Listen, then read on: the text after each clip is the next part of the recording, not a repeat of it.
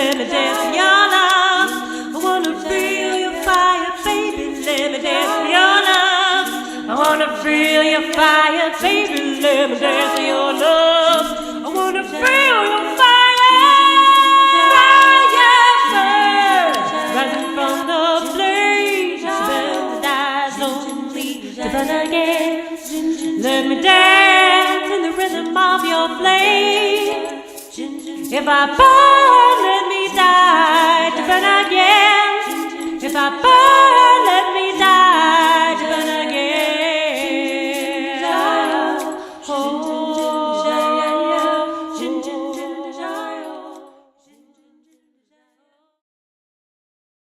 Hello everyone, and welcome to today's show. I am Blue Star Deerwomon, and this is Rebecca Hahn. Hi. And today, actually, I wanted to bring up the topic of what's going on in the world today. And What's not going on in the world today? what's not going on in the world today. As you probably already are experiencing, we are in quite the acceleration, and there's quite a game being played out in all of the countries of this planet right now. And it's affecting a lot of people. And so of late, I've had a real concern about and desire to share information. And I know that some of the topics that are coming out in the alternative news can be really frightening. And so I'm hoping we can have a conversation here where we can kind of lighten up, Get lit about some of the issues that are going on in the world. This is news to me, by the way, because I sat down in this chair and she said, "What do you want to talk about today?" And I said, "I'm not feeling anything. I'm not nothing." And I'm like, "I'll just go with whatever you give me." So I'm in the hot seat with you as well. So we'll see what happens. Okay, so I tried a few trigger words out on Rebecca just to see, hey, we got to get warmed up for this session. And the trigger words, and they're probably trigger words for many of you, was one of them is cult, and the other one's black magic. And here's a new one that I didn't say earlier, but the issue and the problem we're having with pedophiles. And so this is where I'm coming from. I am not about fear-mongering. I have no intention of stirring up people so that they get fearful. In fact, it's quite the contrary.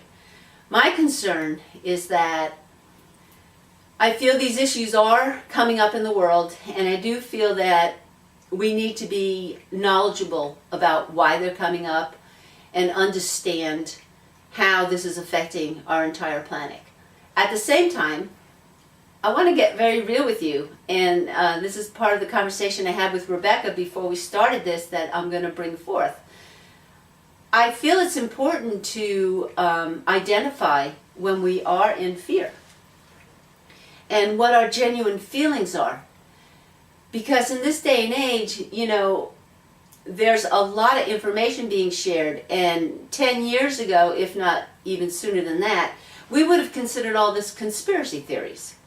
But today, that's not true anymore. You know that we have the theme of disclosure, and there's a lot of evidence being revealed about the deception of our government and the global elite and what their intentions are. So I'm going to pause with that information, and I'm going to go back to the conversation that we had before the session. And when I asked Becca, I said, okay, what about, addressing the themes of cult and black magic? And there was kind of a silence. And I was like, wait, come back. So then I followed her into the bathroom while she was blow drying her hair. And I said, okay, let's get real. Sitting there in my bra, blow drying my hair, having this conversation. Right, it's like, Becca, let's have your feelings, like what your first responses were to that. I'd like us to back up for a moment because you threw those words out in the opening, and I want you to speak for a moment to when you say pedophilia, black magic, the occult, and how it's affecting our world. Okay. we've always had these things in place. So how is it any different is what I'm asking you. Right. What's different about it now? Okay. I think what's different now is for any of us who are doing the investigating, okay, and are following our new media reporters and journalists and watching the stones that they turn over, as we're trying to find out why has our world ended up the way it has, the rabbit hole's taking us to those issues. It's directing us and saying that as you go down the rabbit hole, pedophilia is turning up, black magic turning up, and cult. Well, it's not turning up. It's just being revealed. It's not. Okay, and I'm going to add this to the equation too. Is that we have? The question for later to address, but to put on the table is: do you think technology is assisting in uncovering some of this, in the sense that technology is able to create some of the cover-ups, but when we look deeper into the technology, we can see where there's been mess-ups and that things aren't consistent. Like with all the stuff that happened in Paris and the things that are happening in government and the setups and the stages of things. So we can address that later, but again, I bring it back to the point of what's any different? It's always been there. How is it, in your opinion, is it becoming no longer the pedophilia that's maybe happening within our closed walls of our family structure, and it's increasing in the bigger picture, in politics and other things as manipulation, or are we just uncovering it? Yeah, okay, that's a good question. Yeah, I mean, it doesn't have to be addressed now. But okay, I think it's always been around, and from what I'm learning is that as we follow and go deeper into uncovering why is the planet like this? Like, why aren't we thriving? Why are people hungry? Why is it even getting worse? All right? And I think what's being uncovered is that our world leaders, and this is intertwined with the cult. Intertwined? Intertwined. Intertwined. It's intertwined with the world leaders, in that they are practicing what we're calling black magic or cult behavior, or it's attached to the secret societies. Okay, so you're throwing out black magic, cult, secret Right. society, in government. Blah, blah. Paint a picture of what that looks like. Like, give me a scenario of, in practice, what that is. Okay. And we'll give you resources later to start checking out some of these news reports and things that are happening. But Yeah, and I don't think I'm the best person to articulate, because I don't usually recall details so well. Right, but just like a simple, for instance, if black magic or the occult Okay. is being used with our government, give us, even make something up, I don't care, but just what would that look like? Okay, that's a pretty big picture, but what does it look like? It looks like government leaders who come together in secret society Okay, or secret meetings, okay, and they have the wherewithal of divine law. They understand sacred geometry. okay, They understand the power of ritual, and they are supposedly following a god that's outside themselves. okay, All right, and their beliefs are that ritualistic sacrifice and ritualistic use of sexuality is part of how they empower themselves. And so that's where the pedophilia okay. comes into play, is that as we go down the rabbit hole, we're uncovering that they are using children and people to participate in their blood and murdering sacrifices. Okay, so I'm sitting here and I'm listening to this, and I know a lot of this information anyway. She is much more brave with ingesting that information and seeking it out. But I'm sitting here going, can we turn the camera off and go have a beer? Yeah, This has nothing to do with me. I don't want to hear this. I'm sitting here too. I'm very nervous about having this conversation. Yeah. but it's one that I really want to bring forward. Yeah. And I'm very grateful that you can. Well, I'm putting myself in Address the this. eyes of people watching this that are new to this, Mhm. and don't turn off your podcast yet. Trust me, I'll stop her if it goes way too crazy. But I think my role in this interview or whatever we're doing is to just, as I've said, in the last podcast we talked a lot about metacognating and meta-emoting, which is being able to be your observer and track exactly what you're thinking and feeling. And so I'm going to try and put myself in the shoes of the masses and speak to that, because I can be in the dual roles. I can totally be empowered and understand that process of what's happening, and I can also be wanting to be in the popular, normal, the haves circle. So I don't even want to have this conversation. I don't. I mean, and then what can we do about it? Okay. Live in a cave and grow our own food? Like, Right. what? Okay, this is what I want to say, is that I'm not coming to the table here with these subjects and saying, okay, everybody, we've got to, get up and change the world. We've got to address these issues. No, we do have to address these issues. But this is my call, is that I feel in this time, beginning to recognize all the deviants and the very, very strategic plan to control the whole planet, is that the most important thing is to get informed, okay? To really, really understand. History wasn't the way we were taught in our schools. There's a whole new history being unfolded here, because this goes back eons of time, all right? So my call is, I want us to just get informed, get the information, become knowledgeable. Now, right alongside that, I know, even for myself, it brings up a lot of fear, and it brings up overwhelm, because the first thing that happens is I get very fearful. It's like, I don't want to believe this. I don't want to believe some of these horrible stories. Or if I believe it, I just get overwhelmed, because bureaucracy is so big that what do we do? Okay, and so this is the place I've come to. I was in that place as well.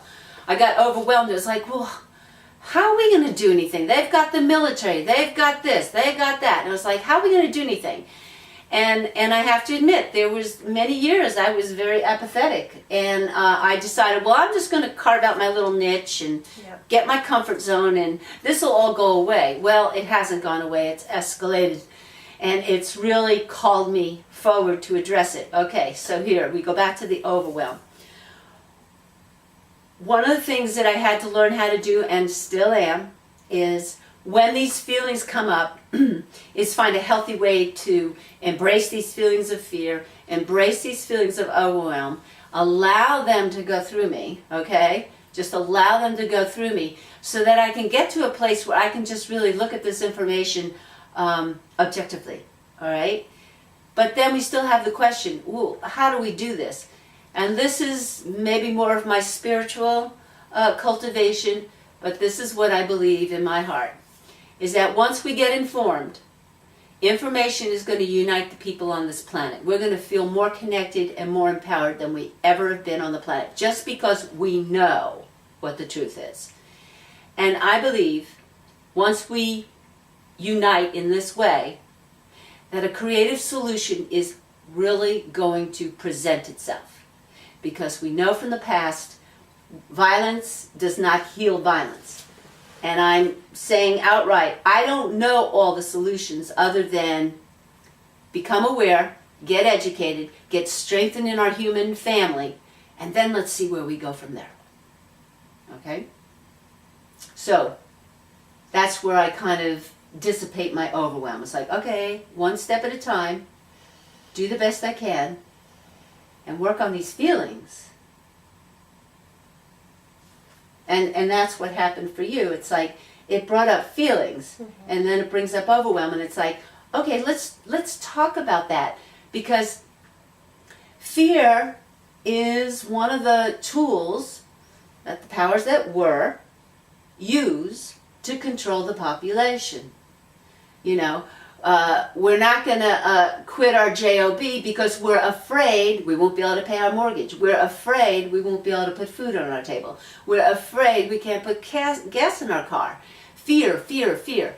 And then you look at the mainstream media, which is part of the cabal's tool, and they're filling it with all these horrific, terroristic things. And it's one of the areas that we're finding out that they're false flags. They're hiring actors and actresses, okay? But the modus operandi is, how do we keep the people afraid? And so we've got to understand what fear is. And in the past, I think, we've always thought that fear and grief, those were bad emotions, so we pushed them aside. But the truth is, emotions are emotions. They're sensations in our body.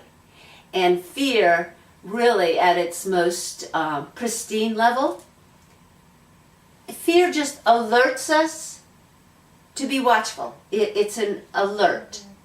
And so one of the practices that I've been doing is, when I'm filled with fear, is I breathe and I recognize that it's a sensation. I forget what it is out there that made me afraid. I just take the body sensation. You know, it's usually very anxious or it's tense. And I breathe in and out until the sensation moves through me. And then, of course, I use all other kinds of tools of self-love and the Ho'oponopono prayer and on, just whatever tools work for us, okay? Yeah. So how do we heal right, so fear? what we're saying is, it's not the fear, fear, anger, those are just emotions. It's not, I always say to people, it's not that you have them that's bad, it's what you do with them. You have choices in how you process that. Anger's one of our major emotions that we feel.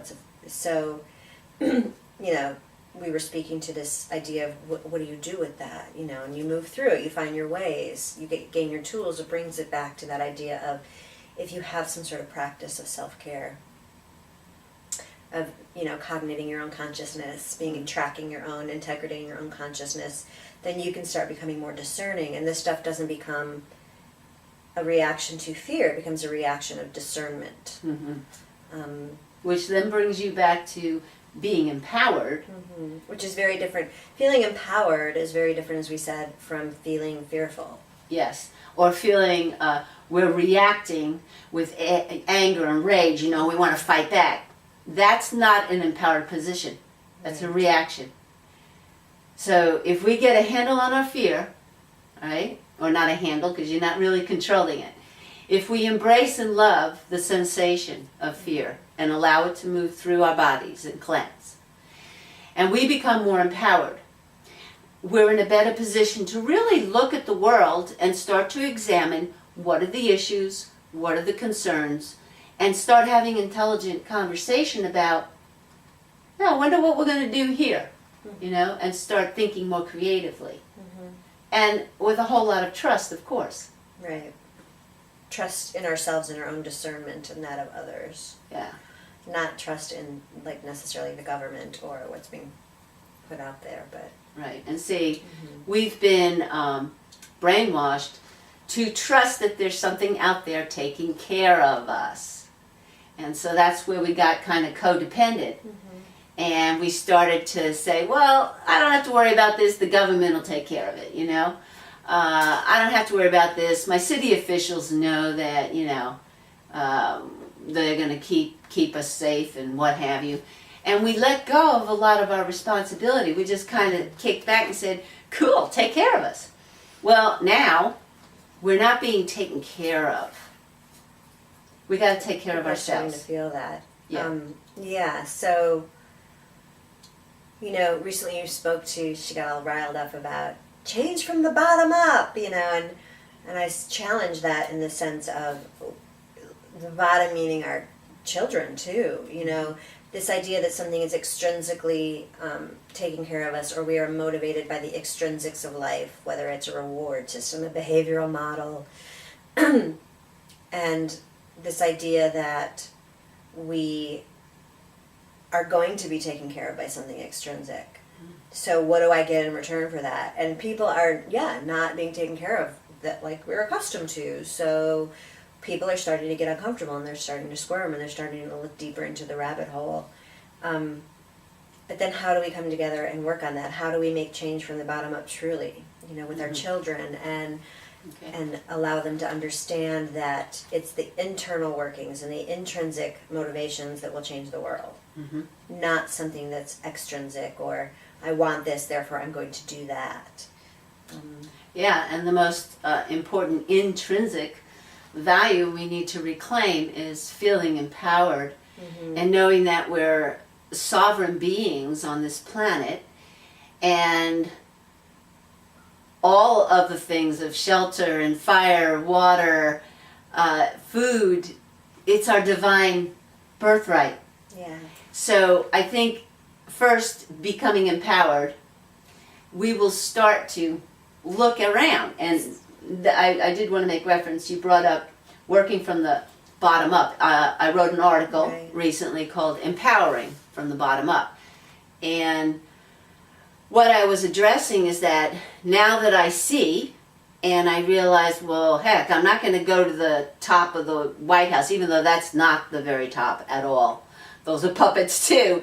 But we've tried that in the past, and it's been a very challenging pathway to go. So I started to think, well, wait a minute now. If I'm empowering me divinely, then what's the next step? And I realized I need to just look around my local environment and the community I'm living in and start to see, what can I do? Now, I happen to be in Eureka Springs right now in Arkansas, and they have just recently successfully stopped SWEPCO, an electric company, from a very destructive movement to the very beautiful rural environment of this country. For close to 40 years now, we've kept fluoride out of the water, and that's up again, that's being challenged. And we've also been able to keep a hog factory off the Buffalo River to keep it clean. Yay, Eureka! Yeah, right on, Eureka. And so then I started thinking, wow, if we can do this, we can do more. So the bottom up, well, maybe I should pause because you know what my article's about, and I'll come back and explain it, but I wanted to go back to you were about to interject right, something. I'm going to say a couple of things as well. So she's getting riled up to do all this political stuff and make changes that way, and I just kind of sit here and go, pray, don't vote, because there's something to both of those pieces about. I'm kidding, you should still vote, but I don't know, are you kidding? No, I just said that because my mom might watch this. Don't worry about it. Lighten up. Yeah. So there's this piece of where I just want to sit in deeper prayer about it, to changing energetics, and I've known this woman for a long time, and she's getting all riled up, and I'm like, what? It's so not like you don't want to go march in the streets, but I think there's a balance to both of those. But I want to take it back to this this idea about some change can be quick and it's needed, and some change takes time, and I think what I would like to do is maybe break it down into steps and maybe go through that developmental ladder of what we can help and assist with each kind of, younger children, adolescents, young adults, middle age, and our elderly. Like what processes can we take in our part of our lifespan to make change, because children have a very different way of approaching change than we do, or what's available to them. So I know for me, and I would love for you to speak to that too, but, you said this thing about, I don't know what words you used, but being empowered and having autonomy and understanding that we we're not trapped. And the quickest image that came to me was of our classrooms. Mm-hmm. And I've spent a lot of time in the classrooms. It's part of my consulting work. I've created programs and adopted other programs from other brilliant people to go into the classroom, and under the auspices of curriculum reform, where I go in and I work with I coach teachers and work in the classrooms and build professional development around finding more creative ways of working in small groups to have personal learning experiences that empower us and have a lasting effect. But the other aspect that I work on is intrinsic leadership and increasing empathy. and what's actually happening is that we're seeing our children come out of school with this whole mindset of, you need to take care of me. If I do this for you, what do I get in return? Do I get my gold star? Do I get my reward? So this behavioral model that we have in the classrooms of, if you do well, you get a gold star. If you help clean the classroom, you get your gold star. If you help do this, you get a longer recess. If you work with this friend on this math problem and be good, you'll get this thing. So what we're finding after generations of working from this behavioral extrinsic model of changing behavior and belief systems internally is that we're programmed. And we're starting to see it in the marketplace. We're starting to see it professionally. We're starting to see it in interpersonal relationships. And so the government was part of the funding that I get, and they're funding me. So they're seeing this need. I don't know what the ulterior motive is, but to go in and teach an intrinsic model of empathy and leadership and honesty, and so that you're motivated internally to just help that person. Not because you're going to get something in return, but because if it's the Ubuntu Yeah.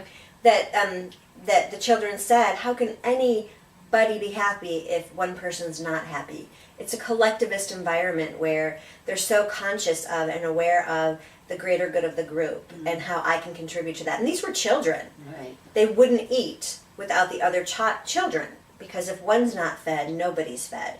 And that is not our American paradigm. That is not our consciousness. It's like, let me get mine. What do I get in return? And when are you going to give it to me? And so we see this in the classrooms, and I'm constantly telling teachers, no learning's happening if there's disruption in their emotional states. No learning's happening if we're not generous in helping others. And so I stop lessons all the time. I stop them in their tracks and say, you just made a stink eye at that kid. How does that make you feel? How did that make you feel to witness that? And so creating a sense of empathy and autonomy, and then this constructivist model of working in small groups and allowing your voice to be heard speaks to this idea of allowing your voice to be heard, that it imprints this paradigm of, I'm brilliant, I'm creative, my ideas matter, but they only matter if your ideas matter. And that I am being heard, you are being heard, and hey, let's all clean the classroom because it's the right thing to do. And obviously in development we need some behavioral modification because kids are out of control sometimes. That's not what I'm speaking to. I'm speaking to this idea of shifting the paradigm when we look at the long-term goal. Because what we're seeing is we're building a society of extrinsicness. Here I go making up words again. Where we don't feel like we have any power. We feel like we don't have any voice. We feel like we've got this consciousness of, I'm going to go get mine. I said it before. What do I get in return for that?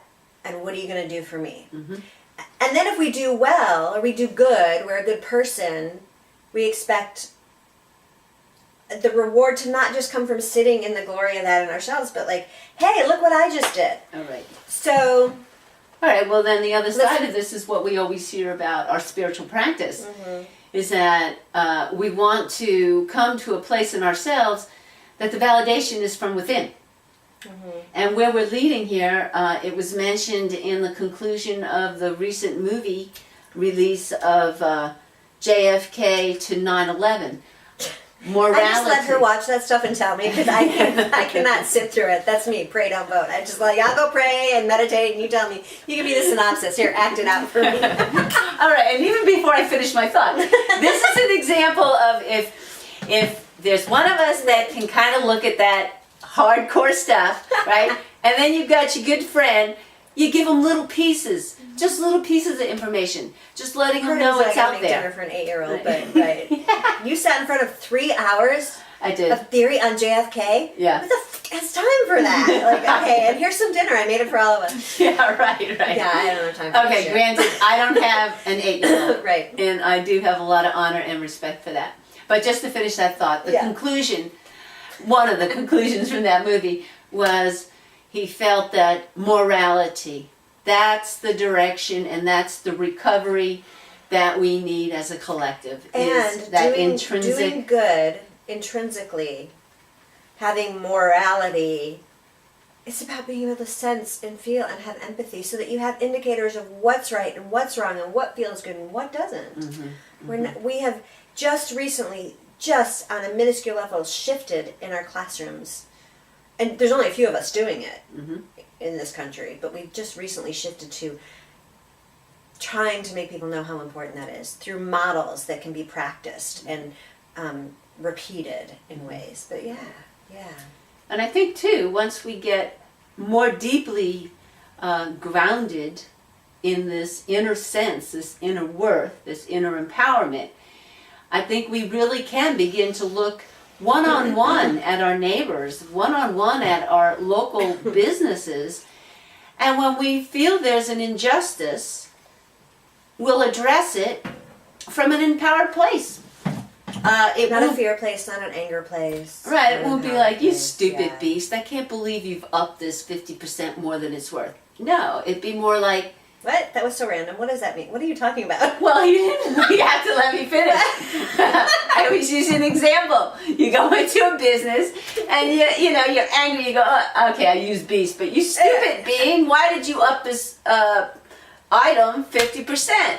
Instead of really attacking them and antagonizing, it's kind of like what you want to do is explore their consciousness. It's like, wow, you know, this is a real hike in price. I mean, Yeah. can you explain to me, you know, can you share with me, is this what you need to cover it? Or, you know, like go into the conversation to understand the consciousness. Yeah. Where'd you go? I don't know. If you any of you are feeling like her right now, this is probably one of the symptoms of overwhelm. Okay, so she has to take a break. All right. Okay. So come back here. I'm here. All right. So, and I think you just really did demonstrate. You know, have you ever had that? Sitting talking to a friend, you're really getting serious. Oh my God, I checked out. And they checked I out. have no idea what she just said. Can someone fill me in, please? Right. Okay. There you have it. I think. Okay. Quit. All right. I think that. What are we going to do about this problem, Becca? Me and my, That's like- where we are. It's like everybody is in on this, okay? Yeah, so we got what a big, happened we got a to big me- bobo. Yeah, what happened to me was that you started. Okay, you're witnessing metacognating and meta-emoting. I'm tracking myself. You started talking about this thing about going to a store. It's utopia. I just checked out because I'm like, we're never gonna fucking get there. Okay. That's where I checked out. And I was Okay. like, yeah, good fucking luck with that. I'm gonna go make some coffee. Yeah. Because I can't imagine walking into a store and being like, hey, you raised the price of that 50%. Can we just feel this one out and talk about, like I'm really feeling like maybe we should drop that price because intrinsically it's just a good thing to do. And, you know, where are you feeling like you want to sell that? At what price today? Fuck. Like, yeah, I love you. Just give it to me. Okay. So I checked out because I was like, we're never going to get there. All right. So where you were we and I going to go? Where were we Right. going to go? But there. This is all we got. In this moment, we've got feelings. Yeah, I told you I was the petri dish today. Yeah. But this is, okay, and as far as I'm concerned, this is as great a contribution as anything. You know, I admire investigative reporters and journalists. I admire and respect their work, okay? I can't do that. But I want to acknowledge that sitting here and working with this emotional self Yeah. is equally important. I okay? do have to speak to that actually, now that I've dug my own grave here, because I have had an experience where that actually worked. It was a business. It was a business dealing where there was too many cooks in management for this person that I was dealing with, and I was communicating with them, and things got crossed over, and it just was. And so I didn't get paid. And it was this ridiculous email from this person about why I didn't get paid for it, because his managers were communicating to him when he was unavailable in that way. So I sent him proof of everything that had occurred, and I was speaking from this business place of like, okay, this is what the amount was, this is what was covered, this is, I needed to come to you directly. And there was like a 3-month period where emails went back and forth, and I spoke to the fact that like, look, I'm upset by this, there's a lack of integrity, I honor my integrity, I'm clean. Mm-hmm. The most important thing in my life is managing myself with integrity, even if it's not in my best interest. That's one of my tenets that I live by. And it was all this busyness about, this was, this was produced and that was produced and da-da-da. And then at some point, he wrote me another one, and I was like, he's needing to take his whole entire life and clean it up with me. And finally, I just wrote him back, about integrity again, and I just said, you know your truth. It might be different than my truth. I'm not doing this with you anymore. It's money. It's not a big deal.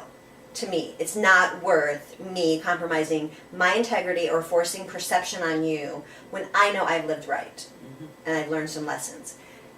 But whatever decision you make at this point, I honor it. It's not about the money. It's about coming to peace with this. And I honor that. I honor your perception. I trust that whatever perception you have about this interaction is your truth. And I'm walking away. A week later, I got the full amount of money in the mail. So yes, it can happen. We speak to that. And then he called me and said, I wanted to make sure you got the check. I wanted to talk about this. You're right, Rebecca. It's a management of integrity. And once I got clear with my managers about what was happening, I realized that I had dropped the ball. And I was like, and all I said to that was not, yeah, you're right, blah, blah, blah, was thank you. Thank you for coming into this with me and discovering your integrity and honoring mine. Thank you. So it can happen, but I guess I just had this image, we're in Arkansas, like going to the chainsaw store to sharpen your chainsaw, to cut your wood, being like, welcome. I'm here to get a discount from your heart to mine on my chainsaw, I'm like, oh. You know me, I think in images, and that's what came to mind. Yeah. So it's a matter of managing our integrity and understanding that process and being brave. Like, I could have gone on back and forth. I actually could have hired lawyers. I could have done all of that. And I was like, in the big picture, it's not important. What's important is that I am managing from my core, my center, my integrity, and that I got him to a place where he managed from that place. And that's where real change happens. And if we go back to the bottom of our youth, if we start building classrooms and educating children on an emotionally intelligent level, which we spoke to in the last podcast too, that's where the real change occurs. Our generation might not be able to go into a store and be like, peace be with you, may I have a discount on my chainsaw? But our children might, They might. They might. I did it in a business transaction. Okay. I spoke in that place. So. And that's an absolutely powerful example. But I want to spiral us back, okay? Being now you've stated your position and where you sit with these world affairs. But okay, let's put the content in your lap for a moment, all right? Okay. See the greater picture. See that we have problems in the world. See that we have, I think mainstream, I'm trusting mainstream people embrace that we have a government that's not working for the people. And we're seeing that there is some... I just have to say, in general, I'm having a really hard time not checking out. Okay, so I went too far. You're a good barometer. If you're checking out, our audience is checking out. Okay, so we're gonna... It's just, okay, we just repeat the last sentence. I promise I'll like... I'm gonna try and make this really simple and sweet. Okay, but you see what we're going through, all right? And this is somebody who I bounce off of all the time. Yeah, I'm brilliant. She is. She's absolutely brilliant. Yeah. Okay. All right. Hit me. All right, so I just got the very intuitive information and literal information to back up. Listening. Let's start here. Do you agree that our world is in serious... Can we start Yes, you don't even have to finish the sentence. We are in full agreement on everything, but I think I'm a vessel for like the greater population right now. Okay, so shamanically clear. Let it go through you. I think this is great, because you probably are a barometer, and you're being so honest. And I'm super intolerant of politics in general, and part of that comes from my family. I mean, I come from a background of socialist Jews who came to America and changed the paradigm and fought through things, and I'm still in that. I honor that and I love that, but then my family gets stuck in that box of like, we're socialist Jews, and I'm like, it's not about that anymore. Like and if I were to pick anything, I probably would be a socialist, but it's this idea that my family gets on platform. Okay. Hold on. And it becomes about a you and me. And it becomes about a I'm right, you're wrong, you're full of shit, whatever it may be. And that's not the conversations we need to be having. So the minute the word politics comes up, this flares for me, and Mhm. and I know what's going on politically. I believe that there needs to be a change. I believe in all these things, but I just am so it's like I don't even want to process it, and I can't do those conversations anymore. I used to Okay. be able to do them. I was very political for a long time. So, All right. so that's why I'm having an issue. Why are you having an issue? Yeah, really. Why are you checking out? I think you're the crux of the issue. I think you have Yeah. just stated the crux of the issue. We are at a dead stop here. Yeah. I am sitting here with an infinite amount of information. I am just as nervous because I'm not an investigative reporter. I am a sensitive, and I feel an urgent call to share it. Yet at the same time, I know well enough to share it. What good is it going to do if someone I'm speaking to has to stop right here, right? Yeah. So this is it. This now becomes the content of our session. What and how do we heal this? I do could we be in transform conversation. this? I could heal like a change of people. If we could get to a place where people didn't have to put others in boxes, and we could have a conscious conversation about it. That's why I started backing out of the stuff that blows me out. It's not that I'm not aware. It's not that I don't research. It's not that I don't do this stuff. But I cannot be in conversation Mhm. about it Okay. with the greater population. So that brings us back to this thing of how do we become empowered and not fearful or angry? Because the fear and the anger is not going to do anything but rise us. It's going to rile us up into action, but what kind of action? And that's All where right, I but we step want- off. Okay, but a correction there for me is, no, it's going to bring up fear and anger. How do you integrate and make that work for you? That we're saying the same thing. Okay, We're okay. saying the exact same thing. All right, and this is a good question, and I'm asking everyone. It's like, I feel I want to share this information, but I don't want to overwhelm people, and I don't expect everyone to be able to sit down and watch 6 hours of some of the stuff I'm watching. Never mind the reporters Right. and our journalists at the One Network. My gosh, these folks are 24/7. Yeah, and they're brilliant. And it's And- the first time I've watched something about disclosure where there's proof right there. Right. They're brilliant. Absolutely brilliant. Yeah, and I will take a moment to absolutely recommend that we need the alternative media news, and I am here representing the One Network, and also we have CCN. Please, I encourage you. I'll put those links with this video. Begin to watch the news where we have real, authentic journalism happening. But anyway, that's my plug for that. Okay? Mm-hmm. And, okay, so here we are. Stuck in a moment.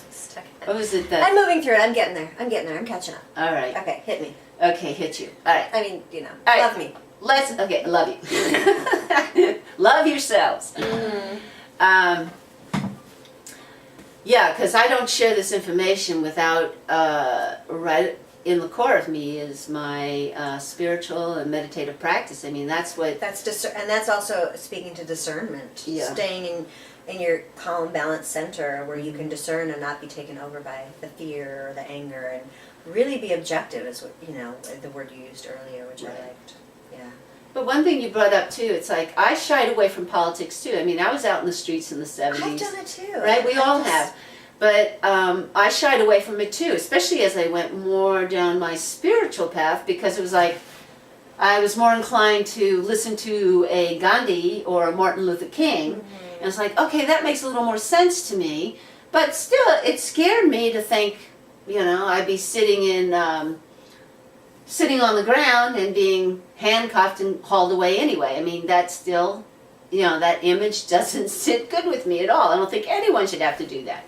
But anyway, I've had And I the just- same veering away. Yeah. I don't know why this came up for me when you were talking. But, and I don't know what this speaks to, but it came up really strong for me. And I had this image of traveling with my father when we were young, like in Europe. And I don't know why the hell this is coming up.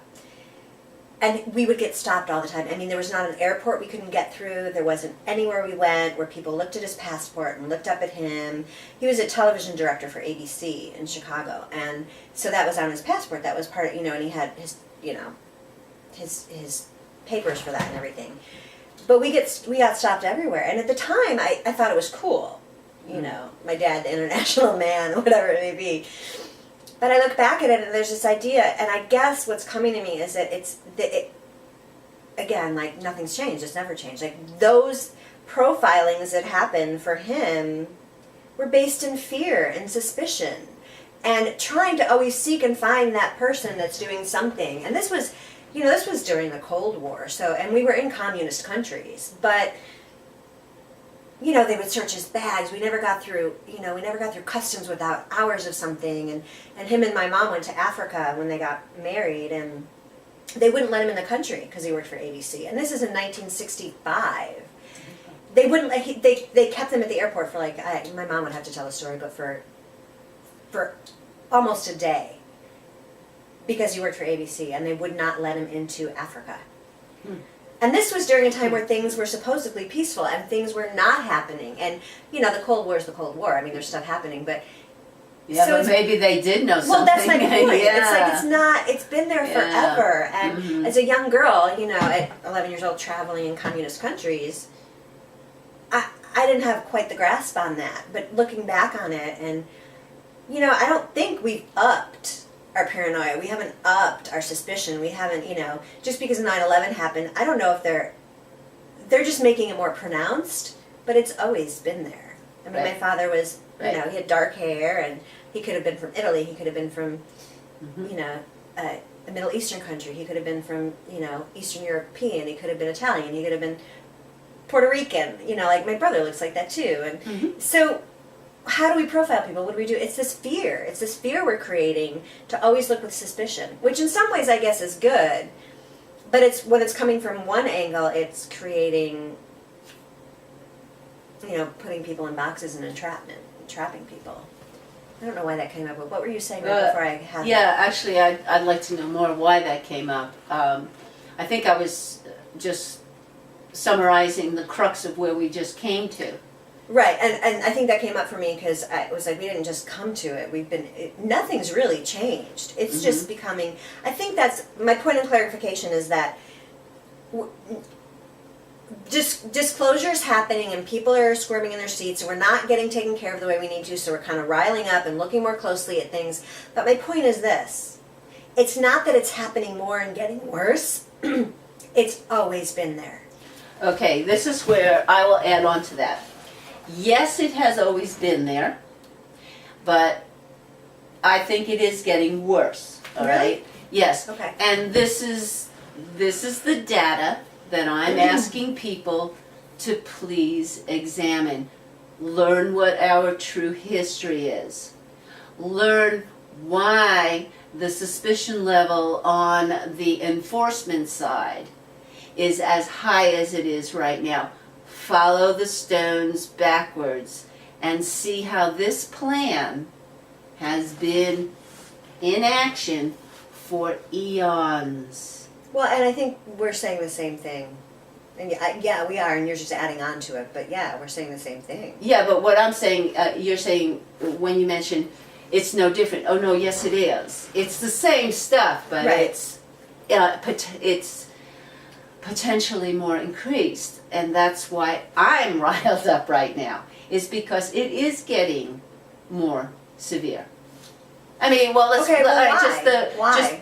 just to be able to knock on the doors right now. We didn't have that 20 years ago. I mean, yeah, they did it a couple of times, and right, but we weren't getting doors smashed in the way we are now. We weren't getting as you know, since 9/11, that was a setup for the enforcement to be able to have more access. Well, yeah. Okay? But I'm saying I think they always have had access. They just made it louder so people would think they were taken care of.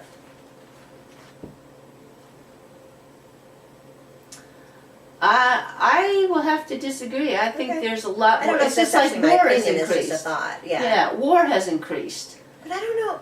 And- Since when? It never stopped. What do you mean? Okay, well, where do you want to go with that position? Let's just stop there. It doesn't, I mean, it's just a matter of homework here. Well, So, no, what do you mean wars what increased? What about is- Vietnam? If you're saying, like, if things are no different, is that a justification for continuing your life the way it is? No, not at all. I'm Right. saying that, no, absolutely not. What I'm saying is that, because you were speaking to this idea of going back, so forever, and we're Right.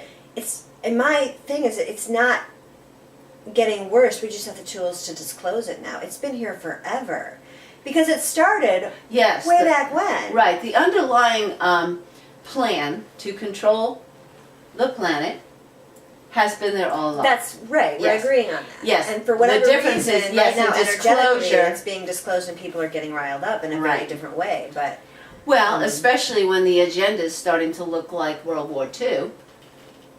right. Okay, you know, we're seeing articles now, genocide, and it's been happening all over the place. But now they're coming close to home. You see, this Americans have been real cushed, and Because it wasn't affecting us. well, that's or what we thought. oil, or you guys all know this, I'm not gonna Exactly.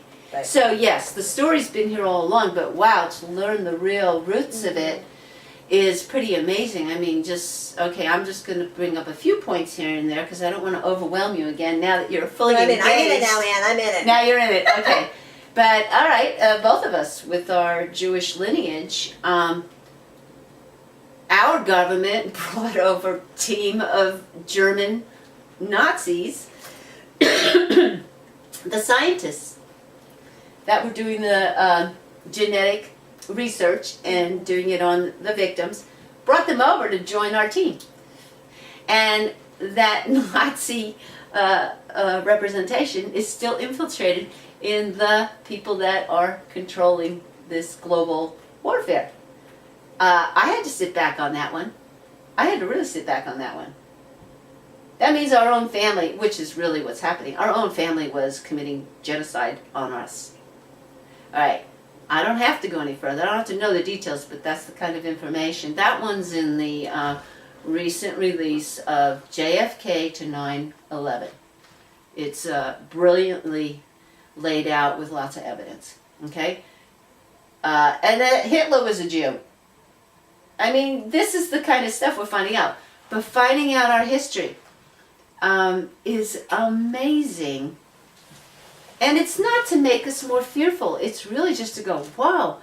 If you know the real history, you start to understand everything now. Mm-hmm. You start to understand, why the stock market even goes up and down. You everything. You understand why the mortgage companies continue to sell and how they're making money. And you start, okay, you put the pieces together. And when we get knowledgeable, I mean, it just does. It empowers me. I feel so empowered. Granted, I haven't been able to change the world in a heartbeat, but I sure feel much better knowing what's going on than not. Yeah. So, all political conversations aside that we have over wine for 7 hours, it's like, this is one thing we can do is stop those conversations and just start doing your research and getting informed. Right. And so that goes right back to, I mean, I'm not wanting to overwhelm anyone, and I don't want to create fear, but oh my gosh, I want to share so many of the links and so much of the journalism that I'm getting to review because of how it's empowering me, all right?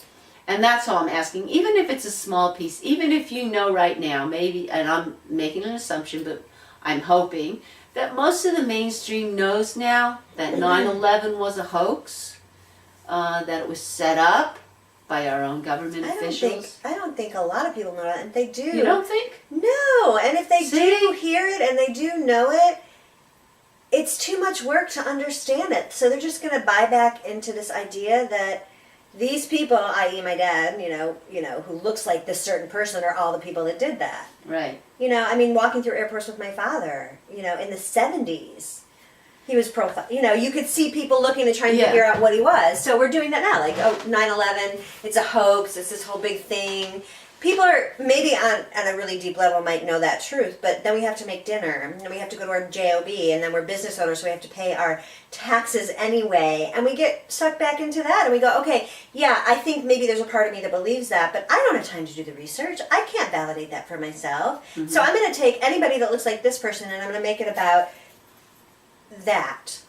Okay, then I'll back up.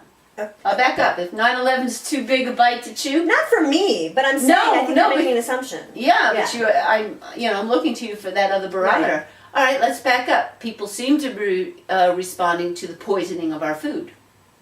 Would you say the mainstream is embracing Like that? with GMOs, things like that, yeah. All I right. thought you meant like we got some Kool-Aid coming in or something. I didn't know quite where you were going. All right, and the Yeah. fluoride in People our are water. Would you reacting say to that it. people are, in general, are really? Yes, and I think Okay. I think that's more accessible in the sense that it affects us more directly, and people are understanding being healthier more. But again, I think that we surround ourselves with people, and even if we're on Facebook, most of our friends are at least 1 or 2 steps, or even 4 steps away from where we are because we're connected. We don't. I teach college. I'm a professor where 20 to 30-year-olds are coming in there. Mm-hmm. We lose sight of how big this world is and how many people really don't get it, and how I see it in them. They just, I mean, obviously there's some brilliant, amazing people that are growing up in this world, but we get numb to the idea that we are the minority. Mm-hmm. It's like, of course this is, like, doesn't everybody? No, they don't. Okay. Well, then on the other side of that, I do take heart in accepting that it doesn't have to be everyone on our planet. Right, and it is getting to be more. I'm just saying. It is a consciousness, okay? Right. And it's getting there. We're just trying to shift to consciousness. Mm-hmm. It's all right with me if there's someone in their 40s and 50s sitting in front of their TV and they can say, look, I know 9/11 was a scam, okay? And they continue watching their TV. If they can just hold that little nugget of consciousness with us, it's a nugget of consciousness. Yeah, and that's And why I then said it there's- starts somewhere. But Right. I think that we lose sight of this because we surround ourselves with some of the most brilliant people on the planet that are working their consciousness and understand that, and we forget, and then I go out into the world and I'm like, oh my God, asked, what's happening here, so I think we have to just keep remembering that any little piece that we can put out there is good, and that the person might have that nugget for a moment, and that moment will build the next year to another moment. But I just wanted to remind us that, I think change is happening, and I think we're becoming more aware, and but I think that the minority of the minority are the people that have that time and space to do the research, Conspicuous news, D? Yeah, like Dee. I mean, my God, she's brilliant and she's amazing and she gets at those nuggets, and thank God we have her. Right. Well, most of us that are doing this kind of research, I mean, you can follow just about any of them, is that they've dedicated their full life and they're willing to live without a lot of things just to be able to continue to raise consciousness and empower people. Yeah, and again, they're the minority of the minority of the minority, and we were starting this conversation earlier, and I kept checking out. I kind of finally was able to speak to what that is about. I was like, I was reacting, and then I kind of took some moments to figure out what that was, and it came back to this funny moment of like, I don't want to hang out with you. You're not one of the popular kids. You don't have the nice car and the nice house. I don't even have that conversation with you about this stuff because it's hard. It's hardcore. It takes work to have those conversations. And and I'm one of the minorities of the minorities and the minorities too, but I kind of went into this space, and maybe it was because we would be here in front of you today, where I came into that persona or that character of like, I don't want to do that, Right. I just, I want to be in my pretty space, and I don't want to go there, and then we've been speaking to that this morning, because I was like, this shit's just not moving me, girl. I'm not, I'm bored. I don't even want to talk about this stuff today. And then I'm disappearing for a while. I'll figure something out. And I came back, and I'm like, the only thing I can speak to in this is this idea that I just don't. And we have some ballsy conversations about everything under the sun. And on this one, I think I kind of allowed myself to be the mass. and inform us through that. And I was like, nope, I want to be pretty, and I want to have my pretty house, and I don't want to hear that stuff, even though I believe it, and I want life to be simple, and that's not my evaluative system at all. Like, I don't care about that. Obviously, I like my comfort. Right, within your relative lifestyle, that's not I'm not high fighting priority. it because of me. I'm just Right. fighting it because I think I went into this, like, this group consciousness, this Yeah. world consciousness. And, I think we're programmed in these ways at a very young age to see the hierarchy of things and the value system in things. Like, even Lily said the other day, my daughter, now that you all know her name now, that's kind of weird. She said, I don't think I want to be one of the popular girls because they're not nice. She goes, but maybe I do want to be popular. I mean, in 3rd grade, she's already measuring those things. Oh, yeah, because that's the peer pressure and that's the social message. So then I go straight into I want to be in my pretty place, in my pretty house, in my popularity, and I want to have this normal looking life so that I don't have to do the work. Right. And that's stepping up to the plate. It's responsibility. It's like taking it on, knowing, like you go back to the Ubuntu. If everyone is not free, no one is. Yeah. That we are a collective consciousness and we are experiencing that. So we're experiencing this imprisonment together. So, and I think I jumped into that duality today, and it's like, I mean, because I'm human and have been raised in this country, it's that struggle. I mean, I'm very cognizant of observing all those pieces of me, which most people aren't. But it was rich. It was a rich experience to go, yeah, feel that. oh, no, I don't, being that person, yeah. Well, an awareness that just came to me is that those of you who do get the opportunity to watch this video, this session, I think we need to hear from you as far as if you could share with us, like the things that were brought up. Is 9/11, what do you think? Is that way out there? Or the way I came into the show, was I too much? Do you empathize with Rebecca? I mean, can you give us some feedback? Because that's the only way we're really going to know. Where do we stand? But also with that, I wanted to come back, because I didn't get to finish my thought, with the article that I recently posted called Empowering from the Bottom Up. Oh yeah, take a deep breath. No, I just got sleepy there for a minute. Okay. Yeah, But you guys are seeing. Yeah. She's going through it. I'm not all together all the time. Oh, but you're as together as you need to be. We only have this moment.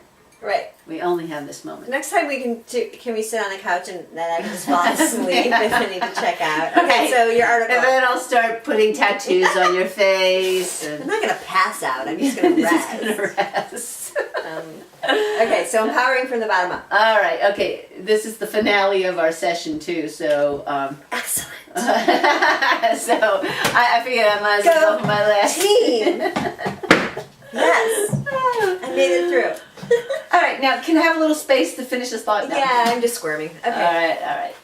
Empowering from the bottom up. Empowering from the bottom up. Okay, and this is where I was going. When I was summarizing that, I realized that we had to start with our local community and what can we do, and I was commending Eureka Springs on all the accomplishments that they've had, and they were not easy battles.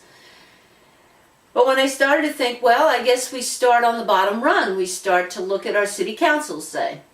And we start to, once again, infuse them with representatives that represent we, the people. And then it occurred to me, wait a minute, I think there's a rung before that. And that's when I started to think about the police. And I realized, wow, let's say we get into city council and the whole community decides they're going to rise up and fill the streets and they're going to stop the tourist business. Stay with me, Becca. I was really with you. Oh my God. Okay. And they're going to stop the tourist business and they're going to affect the economy, of course, of the city officials as well as everyone. And then what happens? The police are called. And I realized, whoa, let's back up a moment. And I felt, it perhaps is time to look at our local enforcement and interview them, reassess them, find out who are you going to support if we have any kind of conflicts with the powers that were and we the people. And are you going to support the people? Are you going to protect us as agreed in our constitutions and laws? Or can you be bought out? I mean, of course, they're not going to answer that question, but can they be bought out? Can they be bribed? Are they puppets of puppets of puppets? And so I think we need to take a real Or are serious... they the minority of the minority of the minority? And then they're one of us. Right. Well, But- yeah, that's what we hope for. But I think it's time to, find out and really have some input on the protocol. If there is an incident, just a regular civil incident in the community, are they going to come out batting their head and shoot their leg, or are they going to go, hey, what's going on here? All right? Just like we would do with children, they get in a fight, we don't just all of a sudden wallop them. Of course, we don't want anyone to go and wallop them. We stop. We say, hey, what's going on? We try to find out what the story is. Anyway, that's my last rebel thing for this session, I believe. But I do think that really represents working from the bottom up. And so, parting thoughts? I'm just glad I survived it. This is great. No, yeah. This is great. Parting thoughts. I don't actually have any. Thank you. I'll do better next time. All right, and I thought I was being pretty easy. Now I know how my story. And when we do this normally, Yeah. I can go in there with her. Just go in it. In everything. And today I think I was really representing the collective consciousness. Yeah, I think so. Because it tripped me up. And I was like, what? The pretty popular girl? What? Yeah. I think that's awesome. God, this session just wiped me out, man. Well, maybe we should record what's going to happen after this, because then it's going to be more like, a moment of performance sociology. This is what's going to happen when we get off camera. I can just tell you right now. What the fuck did you do to me? Jesus Why Christ. did you do that? Could we not have given some podcasts on how to make your business successful? What the hell is that? That's exactly what's going to happen. Yeah, right. I just saw it. It's going to be more like, no, Becca, let's go deeper. Let's go deep. And then, of course, I will be able to, because we're going to take it in our language. Yeah, very bizarre, because we can go places. I can go places with most people. I'm one of those. I'm the pink elephant. I'm that one that says the unsaid and sees the unseen. And this one, just I stepped into this place of being so many people swirling out there. All right. I love that we are just being who we are, and we're going to continue to come back and visit with you. We'd love feedback. We're just getting started with hosting together. So for now, I wish you all so much love, and namaste. Blessings to everyone. We'll see you next week. Thank you.